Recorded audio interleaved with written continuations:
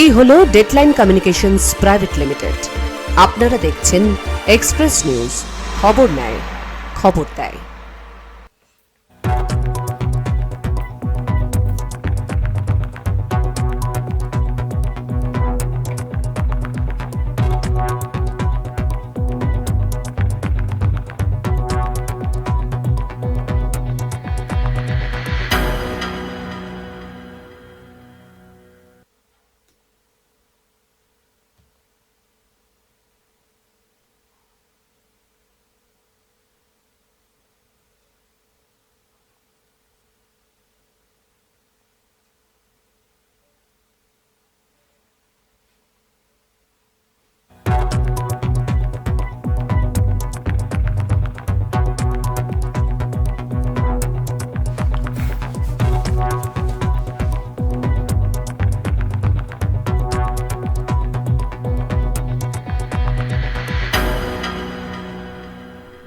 নমস্কার, এক্সপ্রেস নিউজে আপনাদের প্রত্যেককে স্বাগত।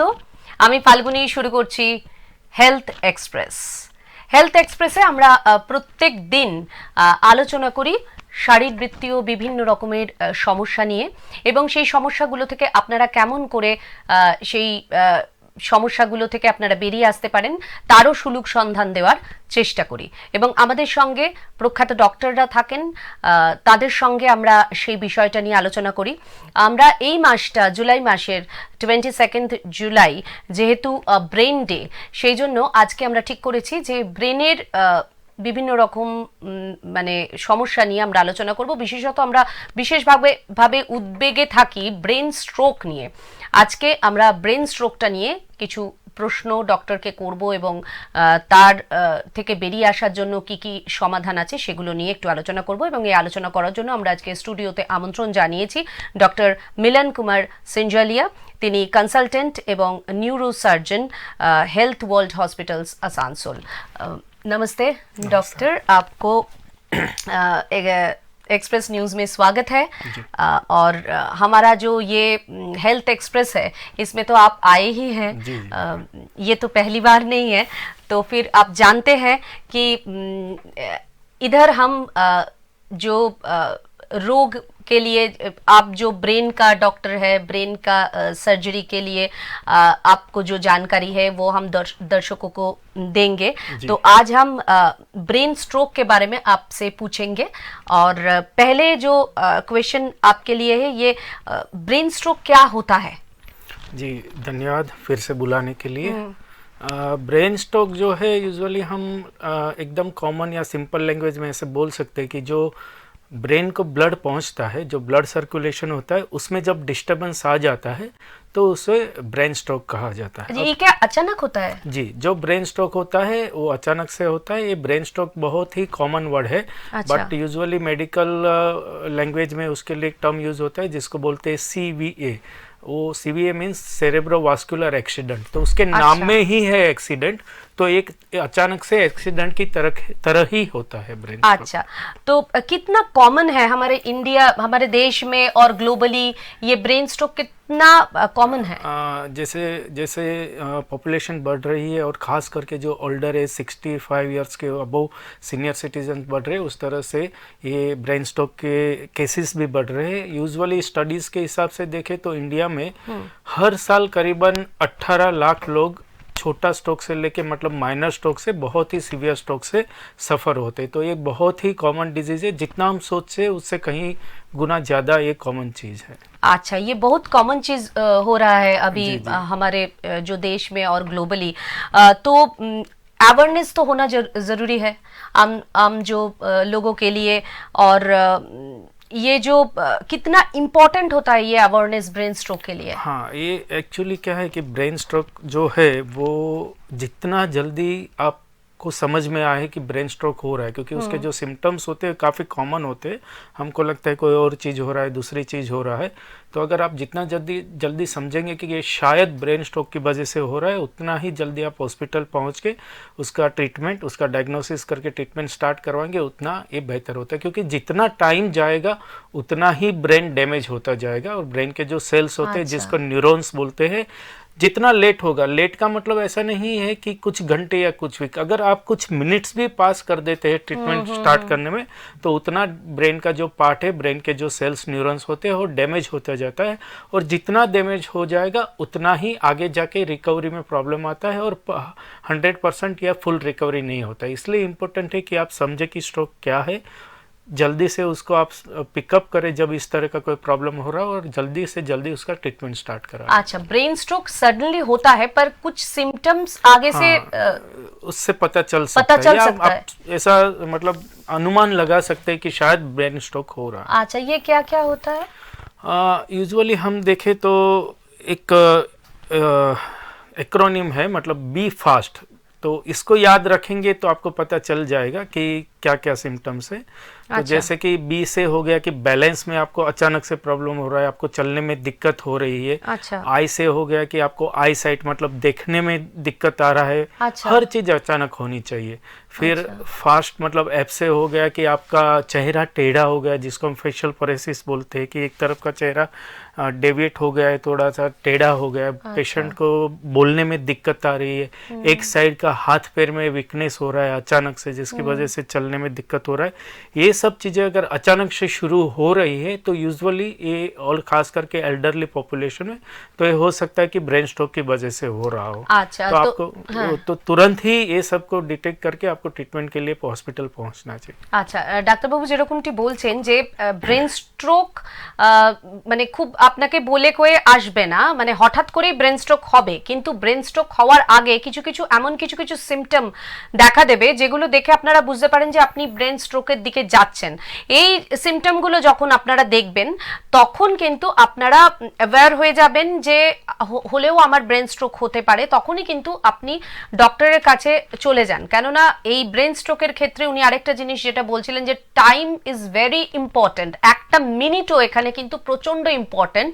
এই একটা মিনিট যদি আপনার হাত থেকে বেরিয়ে যায় তাহলে কিন্তু অনেকটা ড্যামেজ হতে পারে ব্রেনের, এবং সেটা কিন্তু রিকভার করতে অনেকটা টাইম লেগে যাবে। যেমন উনি বলছিলেন যে যদি আপনার মুখটা একটু বেঁকে যায়, অথবা আপনার চলতে হাঁটতে যদি কখনো কোনো অসুবিধার সম্মুখীন হন, আপনার দেখতে যদি কোনো রকমের সমস্যা হয়, তাহলে আপনি বুঝবেন যে এইগুলো কিন্তু ইন্ডিকেশন দিচ্ছে যে আপনার ব্রেন স্ট্রোকের জন্য। তখনই কিন্তু আপনি কোনো রকমের কোনো মানে সময় নষ্ট না করে সঙ্গে সঙ্গে ডক্টরের সাথে কিন্তু যোগাযোগ করুন। আবারও বলি যে ব্রেন স্ট্রোকের ক্ষেত্রে কিন্তু টাইম ইজ ভেরি মানে প্রচন্ড ইম্পর্টেন্ট একটা জিনিস, এবং খুব জরুরি এটা। कितने टाइप्स का ब्रेन स्ट्रोक होता है? मेडिकल के हिसाब से ब्रेन स्ट्रोक को, जैसे कि मैंने पहले ही बताया कि ब्रेन स्ट्रोक एकदम सिंपल लैंग्वेज में है कि ब्रेन का जो ब्लड सर्कुलेशन में उसमें प्रॉब्लम आ रहा है। अब इसको दो टाइप्स में हम डिवाइड कर सकते हैं। एक है जिसको मेडिकल लैंग्वेज में बोलते हैं कि इस्चेमिक ब्रेन स्ट्रोक, और दूसरा जो होता है वो हेमरेजिक ब्रेन स्ट्रोक है। अब अगर इसको सिंपल भाषा में समझे तो जो इस्चेमिक ब्रेन स्ट्रोक है उसमें क्या होता है कि जो ब्रेन को ब्लड पहुंचाने वाली खून की नली या वेसल्स जो बोलते हैं हम, उसमें क्लॉट हो गया है। तो क्लॉट होने की वजह से ब्रेन को ब्लड नहीं पहुंच रहा है। अच्छा। तो इसको हम इस्चेमिक स्ट्रोक बोलते हैं। और जितना एरिया या जितना ब्रेन का हिस्सा जहाँ पे ब्रेन को ब्लड नहीं पहुंच रहा है उतना डैमेज होता जाएगा, और उतना पार्ट ब्रेन का डेड होता जाएगा। और दूसरा है हेमरेजिक ब्रेन स्ट्रोक। हेमरेजिक मतलब एक हो गया कि ब्रेन में ब्लीडिंग हो गया, मतलब किसी का ब्लड प्रेशर अचानक से बढ़ गया और जो ब्रेन को ब्लड पहुंचाने वाली खून की पतली नली है वो बस्ट हो गई, तो फट गई और ब्रेन के अंदर ब्लीडिंग हो गया। इसको हम हेमरेजिक स्ट्रोक बोलते हैं। अच्छा। तो मोटा मोटा ये दो तरह के ब्रेन स्ट्रोक होते हैं, इस्चेमिक और हेमरेजिक। अच्छा, ये आप देख के, एक पेशेंट को देख के आप पता चलता है आपको कि ये कौन सा स्ट्रोक हुआ है? यूजुअली पेशेंट को देख के, पेशेंट का हिस्ट्री लेके पता चलते हैं, और उसको कंफर्म हम सीटी स्कैन या एमआरआई के थ्रू ही बोल सकते हैं कि दोनों में से कौन सी तरह का हुआ है। अच्छा, किस वजह से होता है, क्या क्या कारण होता है ये ब्रेन स्ट्रोक का? ब्रेन स्ट्रोक होने के यूजुअली क्या है कि ये एक तरह से लाइफस्टाइल डिजीज है। मतलब कि अगर किसी को लंबे टाइम से ब्लड प्रेशर है, जो अनकंट्रोल है, ब्लड प्रेशर पता है फिर भी रेगुलरली आप दवाई नहीं ले रहे, कंटिन्यूसली आपका ब्लड प्रेशर हाई रह रहा है, तो उसमें हेमरेजिक स्ट्रोक होने का चांसेस होता है। फिर और कुछ डिजीज है जैसे कि डायबिटीज हो गया, किसी को कोलेस्टेरॉल हाई लेवल है, किसी को हार्ट का कोई बीमारी है, खास करके हार्ट रेट इरेगुलर चल रहे हैं, रोमेटिक हार्ट डिजीज या इस तरह का कोई हार्ट का डिजीज है, इस तरह की पॉपुलेशन में और एल्डरली पॉपुलेशन में ये ब्रेन स्ट्रोक होने के ज्यादा चांसेस रहते हैं। अच्छा, ये जो कॉमन वार्निंग साइन ये क्या होता है, ये आप बोल रहे थे जो वो वही हाँ, होता है ना, कॉमन वार्निंग साइंस जो बोल रहे थे। और स्ट्रोक को तुरंत रिकॉग्नाइज करने का कोई हाँ, तुरंत करने तो वही है कि अगर देखिए आपके घर में कोई ऐसा है कि जिनको ओल्ड एज है, मतलब खास करके 40-50 इयर्स के बाद होना शुरू होता है और जैसे जैसे एज बढ़ती है वैसे वैसे हो रहा है, तो एल्डरली पॉपुलेशन में अचानक से ये सब चीज़ें हो रही है, जैसे कि फेशियल डेविएशन, मतलब मुंह टेढ़ा हो रहा है, हाथ पैर में दिक्कत आ रही है, खास करके एक साइड, क्योंकि ब्रेन स्ट्रोक में यूजुअली एक साइड का, राइट या लेफ्ट साइड का, कोई एक साइड का हाथ पैर में वीकनेस होगा। आप पेशेंट को बोलिए कि दोनों हाथ ऊपर करिए तो यूजुअली वो पेशेंट एक साइड का हाथ ऊपर उठा लेगा पूरा, दूसरा नहीं उठा पाएगा। आप पेशेंट को बोल सकते हैं कि स्माइल कीजिए, तो स्माइल करने के दौरान उसका मुंह टेढ़ा हो रहा है, उसको बोलने को बोलिए और बोलने में दिक्कत आ रही है, जिसको स्लरिंग ऑफ स्पीच, मतलब वो क्लियरली नहीं बोल पाए। तो ये सब छोटी छोटी चीजें हैं, अगर आपको लग रहा है कि हो रहा है तो ये तुरंत ये सब चीजें चेक कीजिए और उससे पता चल सकता है कि ब्रेन स्ट्रोक हो रहा है। किन लोगों को ज्यादा ब्रेन स्ट्रोक होता है? हायर रिस्क किन किन लोगों को? हायर रिस्क वही है कि ये जो elderly population is the one of the major higher risk है, कि यूजुअली 40 इयर्स के बाद रिस्क बढ़ जाता है और जैसे जैसे एज बढ़ती है वैसे वैसे बढ़ता जाता है। फिर हाइपरटेंशन है, किसी को ब्लड प्रेशर का बीमारी है, डायबिटीज है, किसी को कोलेस्ट्रॉल है जो कंट्रोल में, ये सब चीज़ें हम दवाई के साथ कंट्रोल कर सकते हैं। पर अगर ये चीज़ आपका है, डिटेक्ट हो गया, डॉक्टर ने बोला है कि आपको ब्लड प्रेशर का दवाई लेना है और रेगुलर चेकअप कराना है, हाइपरटेंशन ब्लड प्रेशर है उसका रेगुलर दवाई लेना है, पर आप नहीं ले रहे हो, रेगुलर चेकअप नहीं कर रहे, तो वो सब चीज़ें आउट ऑफ कंट्रोल हो जाए। तो यूजुअली इस तरह की जो डिजीज वाले पेशेंट्स होते हैं उनमें ब्रेन स्ट्रोक होने का ज्यादा चांसेस होता है। और अभी इस टाइम में तो हम देख सकते हैं कि ये जो 40 और उसके अबव जो लोग हैं, उसके अलावा भी वो छोटे छोटे लोगों में भी ये स्ट्रोक का ये जो समस्या होता है ये हो रहा है जी। उसमें ऐसा है कि देखिए आप स्टेटिस्टिकली देखेंगे, मतलब आप देखेंगे तो परसेंटेज वाइज ये एल्डरली पॉपुलेशन में ज़्यादा है, बट ऐसा नहीं है कि ये 40 इयर्स से अबो या एडल्ट पेशेंट या यंग पेशेंट या टीनेजर में नहीं हो सकता है, उसमें भी हो सकता है। बट उसमें भी ऐसा है कि अगर किसी को फैमिली हिस्ट्री है कि किसी को उनके पेरेंट्स में या ग्रैंड पेरेंट्स में स्ट्रोक हुआ है, उनका लाइफस्टाइल हेल्दी नहीं है, उनको और भी कोई छोटे बचपन से बीमारी है, किसी किसी को डायबिटीज़ भी बचपन से हो सकता है, ब्लड प्रेशर हो, उसके और बहुत सारे रीजंस होते हैं। पर इस तरह की बीमारी वाले लोग जो छोटे एज के होते हैं उनमें भी हो सकता है। तो एक हम यूजुअली मानते हैं कि ब्रेन स्ट्रोक एल्डरली में ही हो सकता है, बस सही है कुछ हद तक, ज़्यादातर परसेंटेज वाइज देखेंगे तो एल्डरली में ही होता है, बट ऐसा नहीं है कि ये टीनेज पॉपुलेशन या यंग हेल्दी एडल्ट में नहीं होता है, उनमें भी हो सकता है। इसमें तो लाइफस्टाइल का बहुत बड़ा एक रोल होता है। हाँ, लाइफस्टाइल का बहुत बड़ा रोल है। ये जैसे कि समझे कि जो बहुत ज़्यादा स्मोक करते हैं, एक्सरसाइज वगैरह नहीं करते हैं, और जो माने खाने पीने का जो जंक फूड ज्यादा खाते हैं, जी। उसमें क्या चांसेस, रिस्क फैक्टर बहुत ज्यादा होता है। मैंने जैसे बताया कि ये ब्रेन स्ट्रोक एक तरह से लाइफस्टाइल डिजीज की तरह ही हो गया है आजकल, कि अगर कोई को बैड लाइफस्टाइल है, स्मोकिंग कर रहा है, अल्कोहल कंजप्शन कर रहा है, या उनका डेली हेल्दी डाइट नहीं है, हायर फैट वाली चीज़ें या उस तरह की डाइट ले रहा है, आपका रूटीन जो डेली है लाइफस्टाइल है उसमें एक्सरसाइज बिल्कुल इन्वॉल्व नहीं है, तो ये सब चीज़ों से ही फिर ब्लड प्रेशर बढ़ता है, स्मोकिंग वगैरह से, फिर हेल्दी डाइट नहीं होने की वजह से आपका मेटाबॉलिक प्रॉब्लम्स और कोलेस्ट्रॉल और फैट वगैरह बढ़ सकता है। वो अल्टीमेटली सब कुछ मिला के लॉन्ग टर्म में आपको स्ट्रोक होने के चांसेस बढ़ जाते हैं, ब्रेन स्ट्रोक हो जाने के बहुत ज़्यादा चांसेस होता है। तो আপনারা শুনলেন যে লাইফস্টাইলটা একটা ভীষণ বড় ভূমিকা পালন করে এই ব্রেন স্ট্রোকের ক্ষেত্রে। ধরুন আপনারা যারা রেগুলার বেসিসে খুব জাঙ্ক ফুড খাচ্ছেন, বা ধরুন রেগুলার যে আমাদের নর্মাল যে লাইফস্টাইল সেটা সেই লাইফস্টাইলে থাকছেন না, মানে ঘুমোচ্ছেন না ঠিকঠাক করে, বা ধরুন প্রচুর স্মোক করছেন বা ধরুন প্রচুর মানে কোনো রকমের কোনো এক্সারসাইজ নেই, আপনাদের বডি কোনো মুভমেন্ট নেই, তো এক্ষেত্রে কিন্তু ব্রেন স্ট্রোকের চান্সেস বা রিস্ক ফ্যাক্টরটা সেই সমস্ত মানুষদের ক্ষেত্রে কিন্তু বেশি করে দেখা দিতে পারে। যেমন উনি বলছিলেন, যে ডক্টর বলছিলেন যে মানে যারা ধরুন 40-এর ওপরে যে সমস্ত ব্যক্তি, তাদের ক্ষেত্রেই ব্রেন স্ট্রোক হওয়ার চান্সেস বেশি থাকে। কিন্তু এখন আমরা বর্তমানে দেখতে পাচ্ছি যে ছোট ছোট ছেলে মেয়েদের ক্ষেত্রেও, টিনেজারদের ক্ষেত্রে বা ধরুন তার একটুখানি ওপরে যারা এজ রয়েছে তাদের ক্ষেত্রেও কিন্তু এই সমস্ত স্ট্রোকের প্রভাব কিন্তু অনেক হচ্ছে। তাহলে সেটা কেন হচ্ছে? ডক্টর যেটা বলছেন যে তাদের ক্ষেত্রে কিন্তু বেশিরভাগটাই লাইফস্টাইলের জন্যই কিন্তু এটা হচ্ছে। এই যে অনিয়মিত একটা লাইফস্টাইল তারা লিড করছে, তার জন্যই কিন্তু এই ব্রেনে এফেক্ট পড়ার ফলে কিন্তু ব্রেন স্ট্রোক হচ্ছে। তাহলে এগুলোকে আমাদের লাইফস্টাইলটাকে আমাদের কিন্তু একটা রেগুলার যে লাইফস্টাইলের মধ্যে রাখা, এক্সারসাইজ করা, ঠিক সময় খাওয়া দাওয়া করা, ঠিক সময় ঘুমোতে যাওয়া এবং বেশি বাইরের খাবার না খাওয়া, এগুলো কিন্তু আমাদের হ্যাবিটের মধ্যে আনতে হবে, যেগুলো আমাদের এই বর্তমান সমাজ ব্যবস্থাতে বা আমাদের এই বর্তমান সমাজে আমরা কেউই, বেশিরভাগ মানুষই করে উঠছি না, এবং ব্রেন স্ট্রোকের মতন একটা মারাত্মক মানে সমস্যাকে আমরা কল করছি বা ডেকে নিয়ে আসছি। ये क्या, ये स्ट्रोक के बारे में जो ओल्डर पर्सन कंसर्न रहना बहुत ज़रूरी होता है ओल्डर पर्सन को? हाँ हाँ, कैसे कंसर्न रहे? मतलब वही है कि अगर आपको ओल्डर, देखिए स्ट्रोक एक तरह से ओल्डर पॉपुलेशन में ज़्यादातर होता है। 40 इयर्स के बाद आपको रेगुलर चेकअप करवाना चाहिए। अगर आप ओल्ड एज है, आपका 60-65 इयर्स के आसपास एज है, और अगर आपको और बीमारियां जैसे कि बताया ब्लड प्रेशर, डायबिटीज़, कोलेस्टेरॉल ज़्यादा होना, ये सब चीज़ें हैं, तो उसका रेगुलर चेकअप कराना।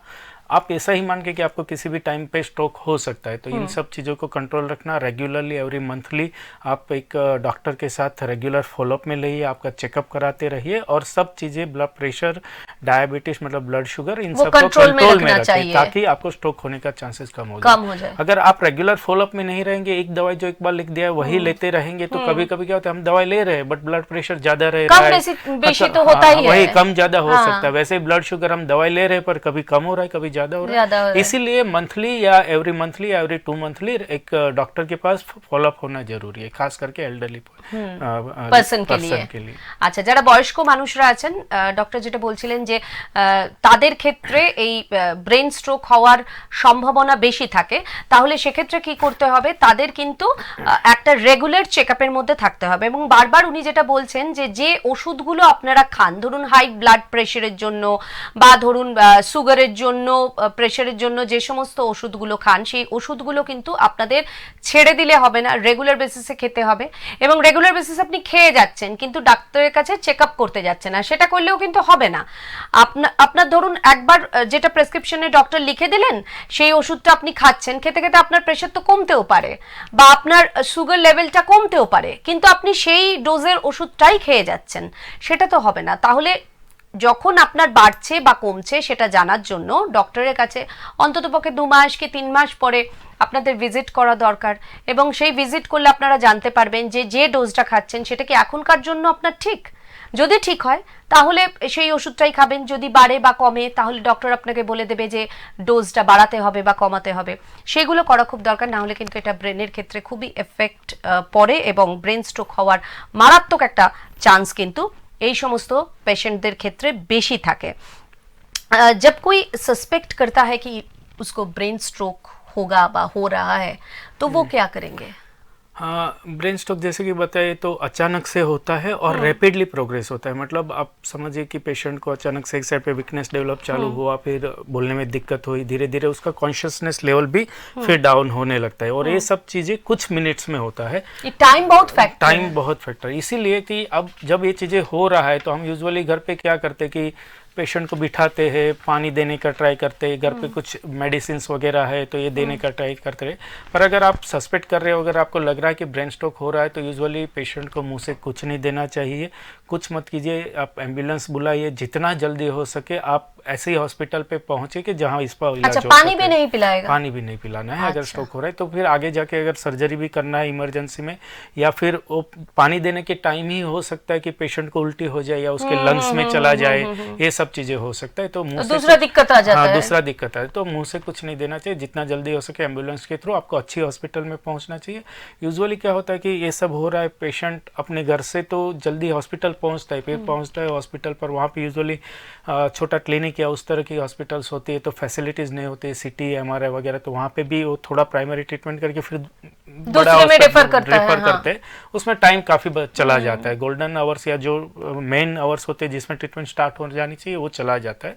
तो आपको डायरेक्ट ही ऐसा हॉस्पिटल पहुंचना चाहिए कि जहाँ पे CT स्कैन, MRI की सुविधा हो, ICU की सुविधा हो, न्यूरोसर्जन अवेलेबल हो, ताकि जल्दी से जल्दी आपका इन्वेस्टिगेशन CT MRI हो के डायग्नोस हो जाए कि स्ट्रोक हो रहा है, या स्ट्रोक किस तरह का है, इस्चेमिक स्ट्रोक है या हेमरेजिक, जो हमने आगे बताया, क्योंकि दोनों का ट्रीटमेंट बहुत अलग है, एक दूसरे से बहुत ही अलग है। तो ये सब चीज़ें डायग्नोस करके स्ट्रोक हो रहा है, किस तरह का स्ट्रोक हो रहा है, वो सब जान के उसकी ट्रीटमेंट जल्दी से जल्दी स्टार्ट डायग्नोस करना इज वेरी इंपॉर्टेंट, मैंने एकदम पहले में टाइमली पहुंच के डायग्नोस होके तुरंत ट्रीटमेंट। जितना टाइम जाएगा उतना ब्रेन डैमेज होता जाएगा और उतना आपको रिकवरी नहीं होगा, और कुछ चीज़ें लाइफ टाइम आपको डिसेबिलिटी रह जाने का चांस। अच्छा, ये तो हेल्थ वर्ल्ड हॉस्पिटल में ये सब जो आप बोल रहे हैं वो सब जी मिलता हेल्थ है। वर्ल्ड आसनसोल में CT स्कैन है, MRI है, ICU की सुविधा, न्यूरोसर्जन, न्यूरोफिजिशियन, सब सुविधा वहाँ पे अवेलेबल। আচ্ছা, তো ফির ডক্টর বাবু যেটা বলছেন যে যখনই এরকম কোনো রকমের কোনো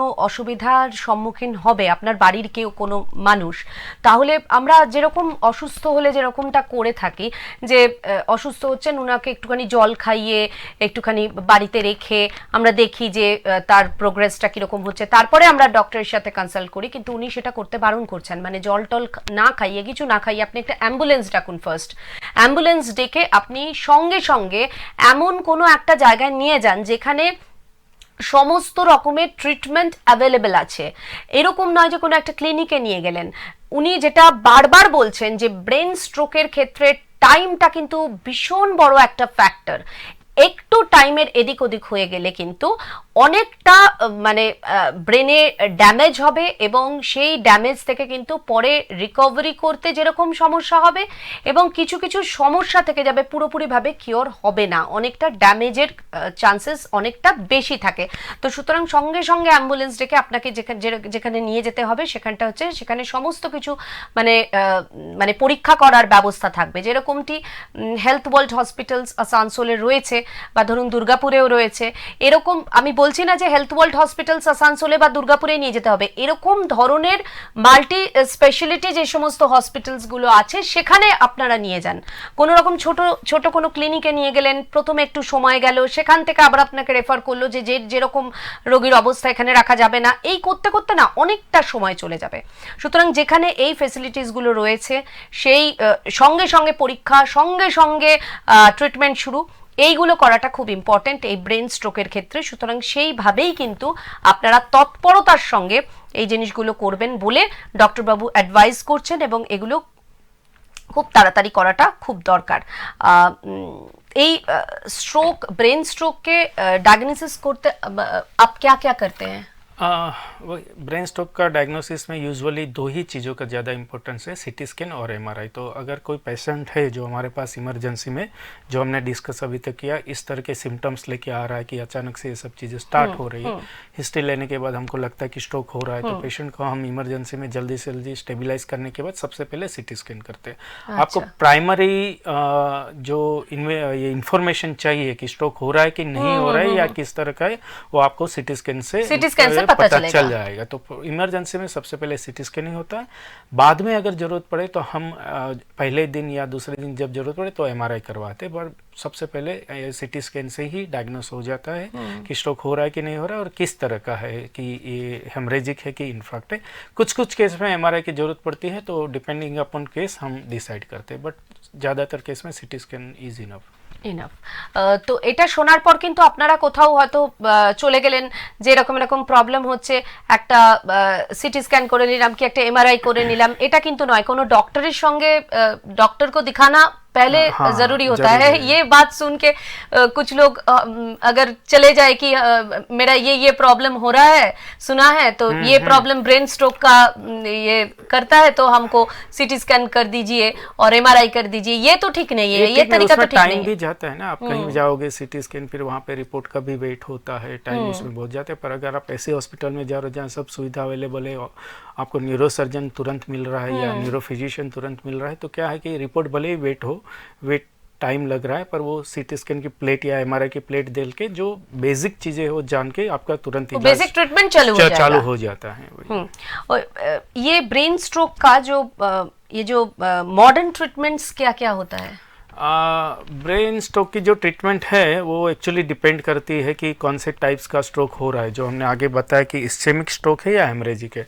इस्चेमिक स्ट्रोक मतलब हो गया है कि ब्रेन को जो ब्लड पहुंचाने वाली खून की नली है उसमें ब्लॉक हो गया है, तो उसका प्राइमरी ट्रीटमेंट ये है कि उस नली में जो क्लॉट हो गया है, ब्लड जम के एक ब्लॉक कर दिया है, उसको पिघालने के लिए दवा दी जाए, जिसको हम थ्रोम्बोलाइटिक थेरापी बोलते हैं। मतलब उसमें इस तरह का इंजेक्शन या दवाई दी जाती है कि वहाँ जहाँ पे वो ब्लड क्लॉट हो गया है वो पिघल जाए और ब्लड फ्लो वापस शुरू हो जाए और ब्रेन को ब्लड मिलना शुरू हो जाए। एक ये हो गया।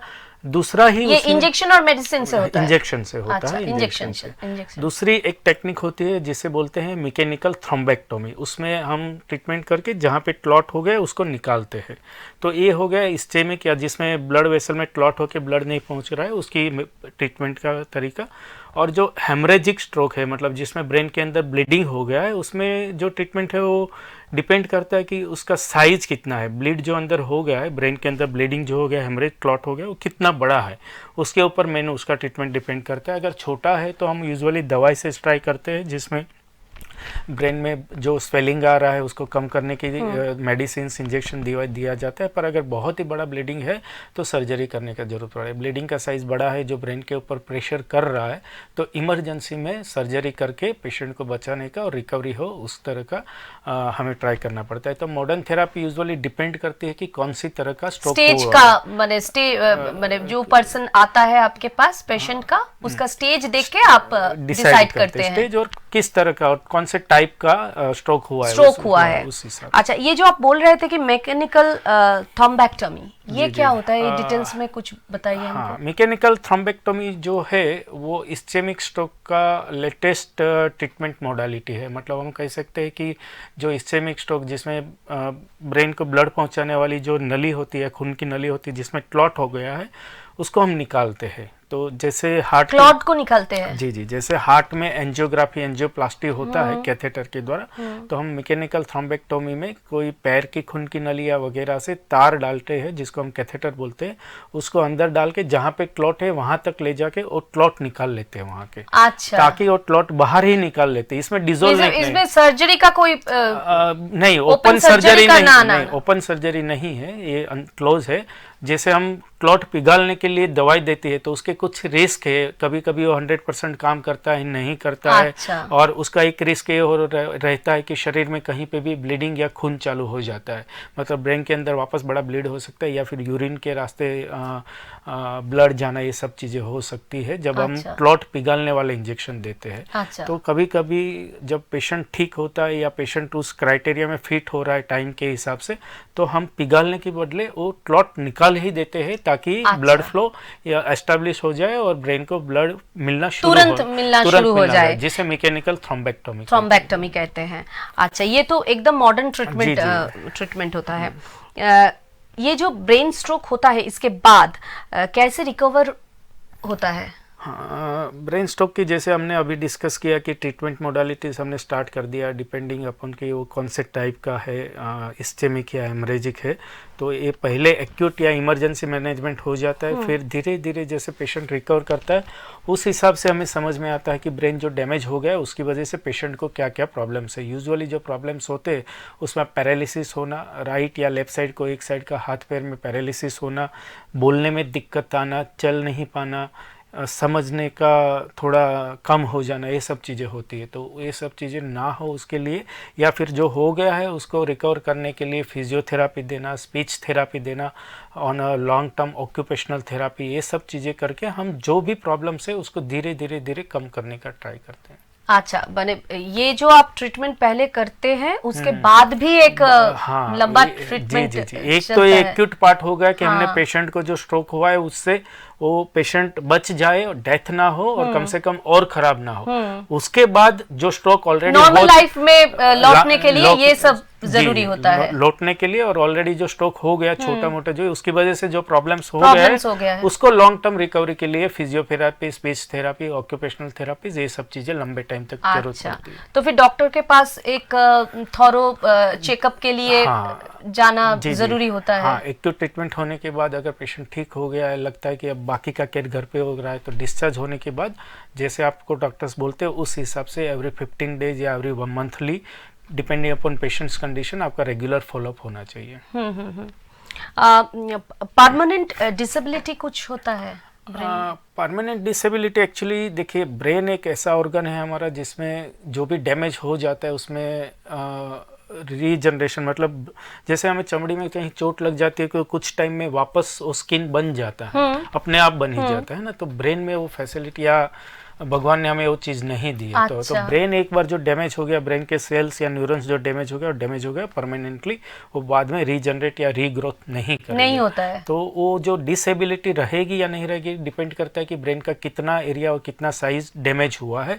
बट यूजुअली कुछ ना कुछ प्रॉब्लम रह जाता है, और खास करके कॉमनली एक साइड पैरालिसिस रह जाना कॉमन है, बोलने में दिक्कत रह जाना कॉमन है, और अगर सीवियर या बहुत बड़ा साइज का ये आपको क्लॉट बनना है या स्ट्रोक हुआ है, तो फिर बहुत सारी चीजें है कि आपका पैरालिसिस परमानेंट रह सकता है, बोलने में दिक्कत परमानेंट रह सकती है, आप खुद से खा ना पाए या समझने की शक्ति ना आ पाए, ये सब चीजें काफी है जो लॉन्ग टर्म पे रह सकती है। इसीलिए जितना जल्दी इसका ट्रीटमेंट शुरू किया जाए उतना ही बेहतर है, ताकि ऑन अ लॉन्ग टर्म इस तरह की चीजें आपकी लाइफ में परमानेंटली ना रह जाए। अच्छा, ये पैरालिसिस परमानेंटली भी हो सकता है।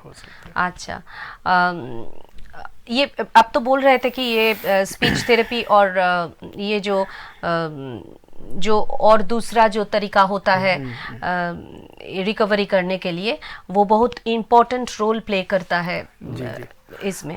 खास करके फिजियोथेरापी, जैसे मैंने बताया कि कुछ पैरालिसिस परमानेंटली रह जाता है, तो लॉन्ग टर्म पर ऐसे जो पेशेंट्स होते हैं उनको फिजियोथेरापी का ज़रूरत पड़ता है कि पहले एक छोटे बच्चे की तरह ही हमें उनको पहले स्टैंडिंग पोजीशन मतलब खड़ा करना है, फिर धीरे धीरे चलाना है सपोर्ट के साथ। एक साइड के जो मसल्स होते हैं उनका काफ़ी वीक हो जाते हैं, स्टिफ हो जाते हैं, वो ना हो उसके लिए डेली रेगुलरली फिजियोथेरापिस्ट, अच्छे एक्सपर्ट फिजियोथेरापिस्ट के पास करवाना, ताकि जो मसल्स का पावर चला गया है, मसल्स की जो वीकनेस हो गई है, वो पावर या ताकत जो है धीरे धीरे वापस आए और धीरे धीरे पेशेंट खुद से चलने लायक हो जाए या एटलीस्ट सपोर्ट लेके चलने लायक हो जाए। इसलिए फिजियोथेरापी लंबे टाइम तक करवाना बहुत ज़रूरी है।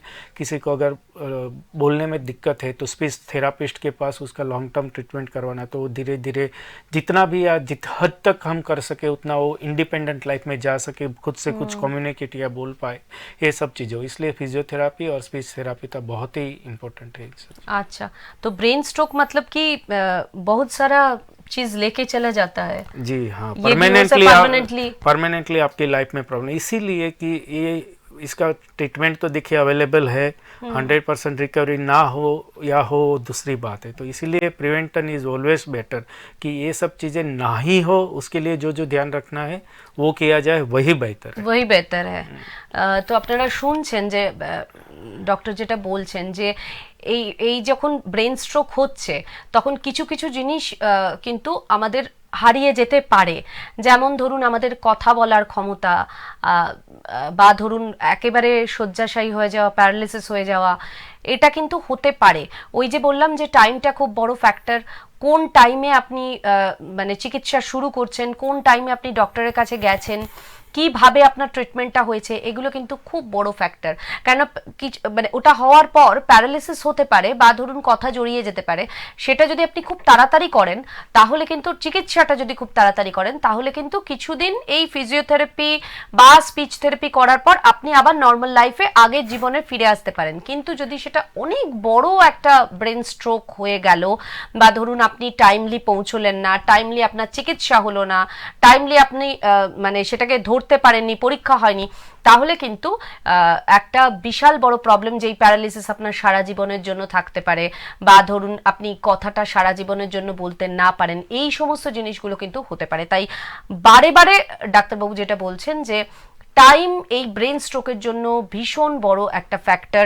টাইমলি আপনাকে পরীক্ষা করাতে হবে এবং টাইমলি ডক্টরের সঙ্গে যোগাযোগ করে যা যা কিছু করার সেগুলো কিন্তু করে ফেলতে হবে। अच्छा, अब बताइए कि ये स्ट्रोक होने के चांसेस कम हो सकता है, कैसे? कम तो वही है कि आप एक हेल्दी लाइफस्टाइल जिए। हाँ। आपका डाइट जो बैलेंस डाइट होना चाहिए, ऐसा नहीं कि आप हर रोज एकदम तला हुआ या जंक फूड ऐसा ले रहे हैं।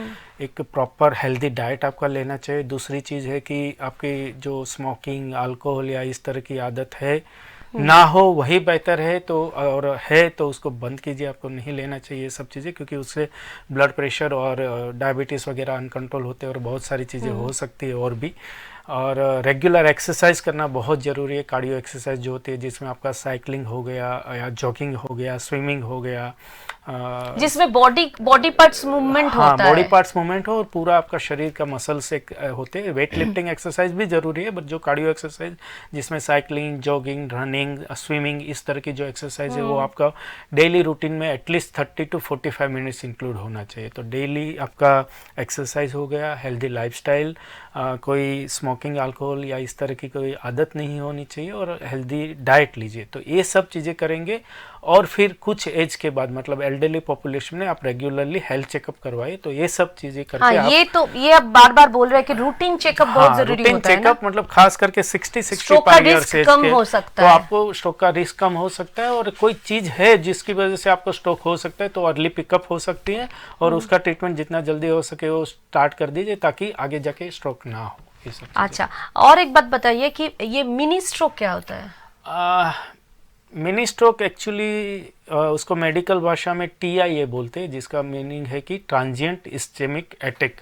तो ये वर्ड में ही है कि ट्रांजिएंट है, मतलब स्ट्रोक जो होता है उसमें ब्रेन में ब्लड कुछ मिनट के लिए कम हो जाता है, जिसकी वजह से पेशेंट को कुछ भी सिम्टम्स छोटे मोटे आ सकते हैं, कि जैसे एक साइड थोड़ा पैरालिसिस हुआ, बोलने में दिक्कत हुआ, या चेहरा टेढ़ा हो गया, ये सब चीज़ें। बट कुछ मिनट्स या कुछ घंटों में वो अपने आप ही रिकवर हो जाता है और पेशेंट नॉर्मल हो जाता है, जिसे मिनी स्ट्रोक बोलते हैं। अच्छा, ये छोटा मोटा जो दिक्कत छोटा-मोटा, होता हाँ, है, ये इसको इसीलिए इसको मिनी स्ट्रोक बोलते कहते हैं। बट ऐसा स्टडीज है कि अगर किसी को मिनी स्ट्रोक हुआ है, एक बार हुआ अपने आप रिकवर हो गया, दोबारा हुआ अपने आप रिकवर, तीसरी बार हुआ अपने आप रिकवर हो गया, तो उसको फ्यूचर में मेजर स्ट्रोक होने के चांसेस बहुत ज़्यादा बढ़ जाते हैं। अच्छा, फिर आ सकता है जी, स्ट्रोक। वही आपको लगा कि मुझे तो कुछ नहीं, थोड़ा सा प्रॉब्लम हुआ अपने आप ही हो गया तो कुछ जरूरत नहीं है, पर ऐसा नहीं है। अगर ये हो रहा है तो आपको इसको वार्निंग साइन, इंडिकेशन दे रहा लीजिए, है। इंडिकेशन दे रहे हैं आपको, और ये वार्निंग साइन की तरह लीजिए कि मुझे कुछ प्रॉब्लम्स है, मुझे डॉक्टर के पास जाना है, किस वजह से हो रहा है उसका पूरा इन्वेस्टिगेशन कराना है, और उसके लिए जो ट्रीटमेंट और जो भी लाइफस्टाइल चेंजेस है वो करना है, ताकि दोबारा मिनी स्ट्रोक भी ना हो और आगे जाके एटलीस्ट बड़ा स्ट्रोक तो ना ही हो। तो इसको आप एक अच्छा ब्लेसिंग की तरह या वार्निंग साइन की तरह लीजिए कि अगर ये हो रहा है तो आपको कुछ ना कुछ तो आपके लिए करने की जरूरत है। আচ্ছা, তাহলে শুনলেন আপনারা যে মিনি স্ট্রোক, এই কথাটা যে মানে খুব ছোটখাটো একটা স্ট্রোক আপনার হলো। ছোটখাটো স্ট্রোকের ক্ষেত্রে যে আপনার যদি ধরুন মুখটা একটু বেঁকে গিয়েছে, কথা বলতে অসুবিধা হচ্ছে, বা এরকম কোনো হালকা হাত পা আপনি নাড়াতে পারছেন না, তখন আপনি জানলেন, ডক্টরের কাছে গেলেন যে এটা মিনি স্ট্রোক হয়েছে, যেটাকে ডক্টরি ভাষায় TIA বলছে।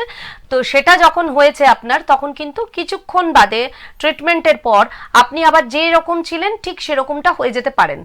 কিন্তু ডাক্তারবাবু যেটা বলছেন যে এটা ভাববেন না যে এটা থেকে আপনি রিকভার করে গেলেন বা ঠিক হয়ে গেলেন মানে আপনি আবার একটা মানে যথেচ্ছ জীবনযাপন করবেন, এটা কিন্তু নয়। এটা কিন্তু একটা ওয়ার্নিং সাইন হিসেবে ধরবেন, কেননা যাদের মিনি স্ট্রোক হচ্ছে বা TIA হচ্ছে একবার, তারপরে কিন্তু আরেকবার অ্যাটাক হতেই পারে, তারপরেও আরেকবার অ্যাটাক হতে পারে। সুতরাং এই অ্যাটাকগুলো কিন্তু প্রথমবার ছোট হলেও পরের বারটা ছোট হবে এরকম ভাবার কিন্তু কোনো কারণ নেই।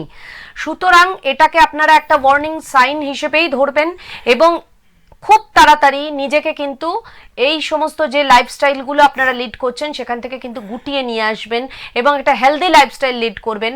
যে আপনার একটা ছোট স্ট্রোক হয়ে গেছে, এটা কিন্তু আপনাকে সাইন দিল যে এরপরে কিন্তু আবার হতে পারে। এটা ভাববেন না যে এরপরে আমার আর একটা মিনি স্ট্রোক হয়ে গেছে মানে আমার আর কিন্তু স্ট্রোক হবে না, এটা ভাবার কোনো কারণ নেই। সুতরাং খুব সতর্ক থাকবেন। সতর্ক থাকাটা তো কোনো একটা বড়সড় কোনো ব্যাপার নয়। যে যদি আপনি সুস্থ সবল থাকতে চান, ধরুন আপনার ব্রেন স্ট্রোক হলো, আপনি বাড়িতে মানে আর হাঁটাচলা করতে পারলেন না, আগের মতো লাইফস্টাইল লিড করতে পারলেন না, তা আপনি বিছানায় শুয়ে আছেন, আপনার বাড়ির লোকেদেরও সেটাতে একটা কতদিন ধরে একটা মানুষকে তারা বাড়ির লোকজনেরা সবাই হেল্পফুল হন জানি, কিন্তু তাও নিজে যতদিন পর্যন্ত কাজ করতে পারছেন সেটাই তো বেটার না, যে আপনি নিজে নিজে সবকিছু করতে পারছেন। আপনি যদি শুয়ে পড়লেন তাহলে নিজের ক্ষেত্রেও অনেক অসুবিধা, বাড়ির মানুষদের ক্ষেত্রে খুব অসুবিধা। তাই নিজের লাইফস্টাইলকে ঠিক করে, নিজে যেরকম ডাক্তারবাবু বললেন যে প্রত্যেক দিন একটা রেগুলার এক্সারসাইজ, ঠিকঠাক ডায়েট, ঠিক করে মানে আপনার খাওয়া দাওয়া, পর্যাপ্ত ঘুম, এগুলো রেখে এবং চেক আপ, যাদের ক্ষেত্রে সুগার এবং প্রেশার রয়েছে তারা নির্দিষ্ট সময়ের মধ্যে চেক আপ করে ওষুধগুলো ঠিকঠাক করে খেয়ে আপনারা যদি একটা ঠিকঠাক জীবনের মধ্যে থাকতে পারেন, তাহলে এই সমস্ত ব্রেন স্ট্রোক বলুন বা যে সমস্ত শারীরিক সমস্যাগুলো আসছে সেগুলো হবে না। সুতরাং এগুলো থেকে একটু সচেতন হয়ে যদি আপনারা একটা ভালো লাইফ লিড করতে পারেন সেটাই তো বোধহয় ভালো।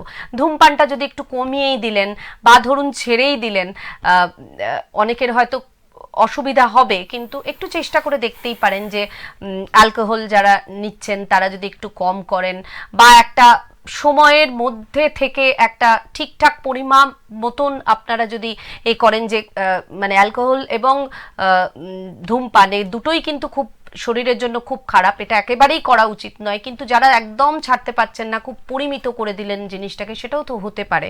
তো এই সমস্তগুলো করে যদি আপনারা ভালো থাকেন, সুস্থ থাকেন, যদি নিজে পায়ে নিজে দাঁড়িয়ে থাকেন, তাহলে বোধহয় অনেক বেটার হয়। এবং এটাই আমাদের এই হেলথ এক্সপ্রেসের মানে বার্তা দেওয়া, এবং ডক্টররা যারা আসেন তারা সকলেই এই বার্তাটাই দিতে চান যে একটা ঠিকঠাক লাইফস্টাইল লিড করে আপনারা সুস্থ থাকুন, ভালো থাকুন, যাতে আপনারা আপনাদের ক্ষেত্রেও আপনারা সুস্থ থাকতে পারবেন এবং আশেপাশে আপনাদের যে সমস্ত লোকজনেরা রয়েছে, পরিবারের লোকজনেরা রয়েছে, তাদেরকেও ভালো রাখতে পারবেন। এই সমস্ত বিষয়গুলো একটু মাথায় রাখবেন। আর आप क्या मैसेज देना चाहते हैं? मैसेज तो मैं यही देना चाहूँगा कि जो मेरी प्रैक्टिस में मैंने आज तक पेशेंट्स देखे हैं, ज़्यादातर पेशेंट मतलब ऑलमोस्ट 90 to 95% पेशेंट ऐसे आते हैं कि जिनको पता होता है कि मुझे ब्लड प्रेशर है, मुझे दवाई लेने का ज़रूरत है, पर वो दवाई लेते नहीं है। उसी की वजह से उनका ब्लड प्रेशर अचानक से बढ़ जाता है और पेशेंट को बड़ा सा ब्लीडिंग ब्रेन में हो जाता है और फिर वो इमरजेंसी में आते हैं। तो एक तरह से देखा जाए तो ये टोटली प्रिवेंटेबल चीज़ है। अगर आप पेशेंट को रेगुलरली डॉक्टर के पास चेकअप कराते, जो दवाई आपको दिया गया है वो रेगुलरली लेते और हर मंथली या 2 मंथ पे पेशेंट को दिखा के डॉक्टर के पास जाके आपका ब्लड प्रेशर चेक करवाते रहते और उस हिसाब से दवाई कम ज़्यादा किया होता तो ये नहीं होता।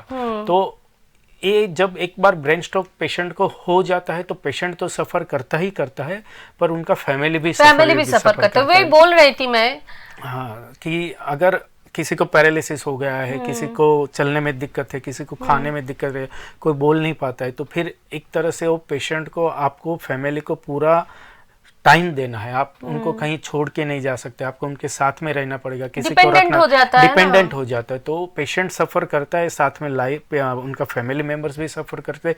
उनकी फैमिली मेम्बर्स के भी जो उनकी जॉब वगैरह है, उनकी लाइफ है, उसमें भी काफ़ी सारी चीज़ें हो सकती है। तो बेटर तो यही है कि ट्रीटमेंट ऑप्शन जो भी अवेलेबल है, न्यूरो सर्जन, न्यूरो फिजिशियन, अच्छा हॉस्पिटल, सब कुछ है, पर फिर भी इतना सब कुछ एडवांस मेडिसिन, एडवांस ट्रीटमेंट होने के बाद भी ब्रेन में आप कुछ हद से ज़्यादा रिकवरी का एक्सपेक्टेशन कुछ केस में नहीं कर सकते। आपको कुछ ना कुछ लाइफ में स्ट्रोक होने के बाद प्रॉब्लम रह ही जाने वाला है, एडवांस ट्रीटमेंट के साथ भी।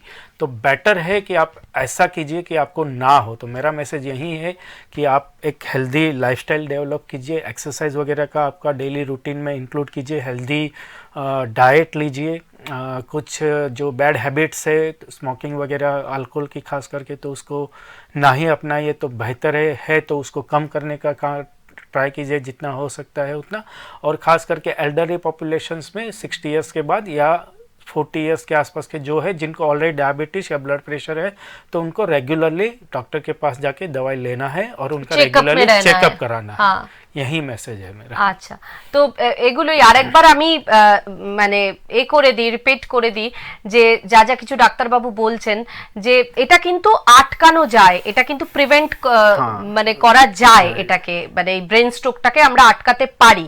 কিন্তু ওই যে আমাদের কিছু কিছু হ্যাবিট থাকে যেগুলো আমরা ছাড়তে পারি না, সেগুলোকে যদি আমরা একটু কম্প্রোমাইজ করি, একটু যদি সেগুলো থেকে একটু দূরে থাকি, তাহলে কিন্তু এই এত বড় একটা মানে জিনিস থেকে আমরা কিন্তু নিজেদেরকে সুরক্ষিত করে রাখতে পারবো, বা ব্রেন স্ট্রোক থেকে কিন্তু আমরা একটু সরে থাকতে পারবো। মানে ব্রেন স্ট্রোক মানে তো আপনারা শুনলেনই যে এটা ব্রেন স্ট্রোক শুনলেই আমাদের মধ্যে একটা ভয়, একটা ভীতি, এগুলো কিন্তু কাজ করে, আপনাদের মধ্যেও করে। কিন্তু সেই ভয়টা যাতে না আসে, সেই জায়গাটাতে পৌঁছতে যাতে না হয়, তার জন্য তো এই ছোট ছোট কিছু কিছু জিনিস মাথায় রাখলেই হয়।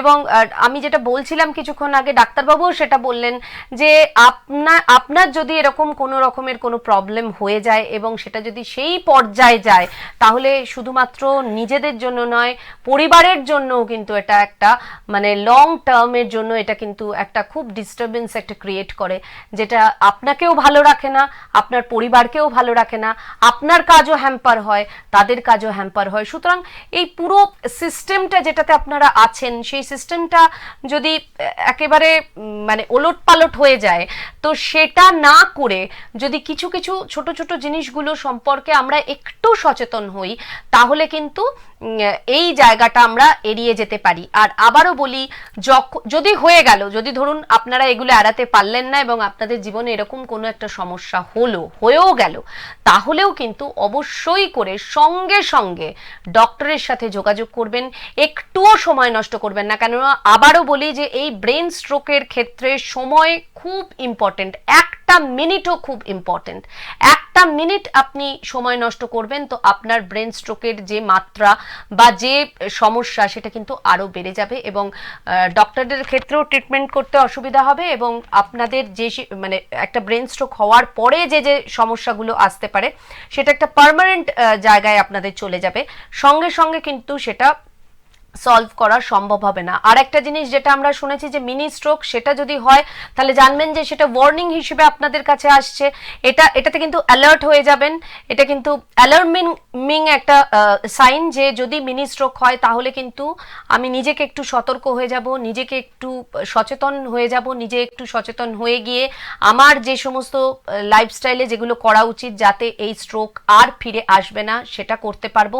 কারণ এই মিনি স্ট্রোক হওয়ার পর কিন্তু আবার স্ট্রোক হওয়ার একটা প্রবণতা থেকে যায়। সুতরাং এই সমস্ত ছোটখাটো জিনিসগুলো যদি আমরা একটু মেনটেন করি, তাহলে অতি অবশ্যই আমরা কিন্তু এত বড় একটা সমস্যা থেকে কিন্তু মুক্তি পেতে পারি।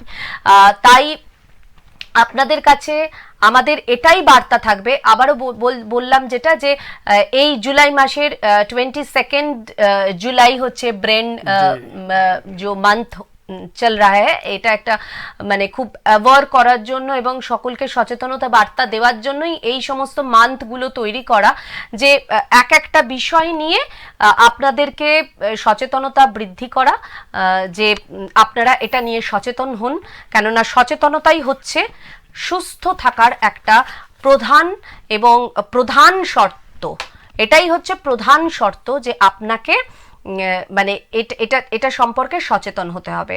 শরীরে অনেক ধরনের রোগ বাসা বাঁধতে পারে, এবং এই যে ব্রেন স্ট্রোক, এটা তো আবার বাসা বাঁধারও ব্যাপার নেই, এটা কিন্তু হঠাৎ করে হয়, মানে আচানক হতা হয়। তো এটাকে যদি আপনাদের আটকাতে হয় তাহলে কিন্তু ওই আপনাদের আগের যে মানে যে লাইফস্টাইল সেটাকে কিন্তু খুব একটা পরিমিত লাইফস্টাইলে রাখতে হবে। আপনাদের যারা বয়স্করা রয়েছেন বাড়িতে তারা একটা সুষ্ঠু চেকআপের মধ্যে থাকবেন, ওষুধ খাবেন, যে ওষুধগুলো ডক্টর দিয়েছেন সেই ওষুধগুলো ঠিকঠাক ডোজে আছে কিনা সেগুলো আপনারা নিয়মিত গিয়ে চেকআপ করবেন।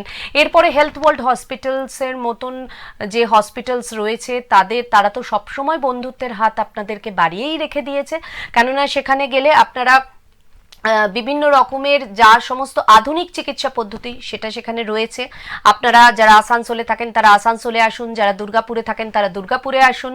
এবং এখন যেটা যত দিন যাচ্ছে আশেপাশের রাজ্য থেকেও প্রচুর মানুষ আসছে, সুতরাং বাড়ির কাছে যখন এরকম বন্ধুর মতন একটা প্রতিষ্ঠান রয়েছে যেখানে গেলে অত্যন্ত আধুনিক পদ্ধতিতে এবং খুব চটজলদি আপনাদের সেই যে রোগটা হয়েছে সেই রোগটাকে ডায়াগনোসিস করে এবং তার চিকিৎসাকে খুব তাড়াতাড়ি করে তারা শুরু করে দিতে পারবেন এক্সপার্ট ডক্টরসরা এবং তাদের টিম। তো সুতরাং আপনারা কেন দেরি করবেন এবং কেন অন্য কোথাও যাবেন, কোন রাজ্যের বাইরে কেন যাবেন, বা ধরুন এই জেলা থেকে কেন বাইরে গিয়ে কলকাতার দিকে আপনারা পা বাড়াবেন। অনেকটা একটা ट्रीटमेंट करने के लिए एक टाइम भी बहुत, अब जो बोल रहे थे कि फैक्टर होता है, तो हेल्थ वर्ल्ड हॉस्पिटल जो घर के पास है उधर अब चले जाइए। कलकत्ता जाने से ये बेहतर होगा, टाइम अच्छा होगा। हाँ, ये रिकवरी और अच्छा होगा। तो খুব তাড়াতাড়ি করে ওই অ্যাম্বুলেন্স ডেকে এরকম যদি কোনো সমস্যা হয় তাহলে হেলথ ওয়ার্ল্ড হসপিটালে আসুন। তারা সব সময় আপনাদের সাহায্যের হাত বাড়িয়ে রেখেছেন। डॉक्टर मिलन कुमार सिंजलिया, आपको बहुत बहुत धन्यवाद। इतने विस्तारित रूप से आप बोले हमको ब्रेन स्ट्रोक के बारे में। फिर मुलाकात होगी, फिर हम बहुत सारा क्वेश्चन लेके आपके पास आएंगे। और दर्शकों को बहुत बहुत धन्यवाद, আপনাদের প্রত্যেককে ধন্যবাদ জানিয়ে একেবারে সময় নেই, সুতরাং হেলথ এক্সপ্রেস এখানেই শেষ করতে হচ্ছে। আপনারা সঙ্গে থাকুন এবং সবাই খুব সুস্থ থাকুন। নমস্কার। নমস্কার।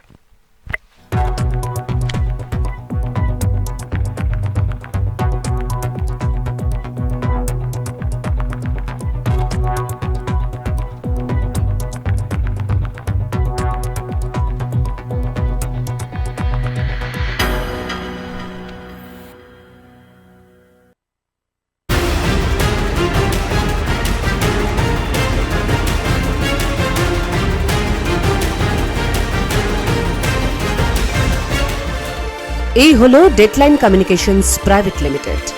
আপনারা দেখছেন এক্সপ্রেস নিউজ, খবর নেয়, খবর দেয়।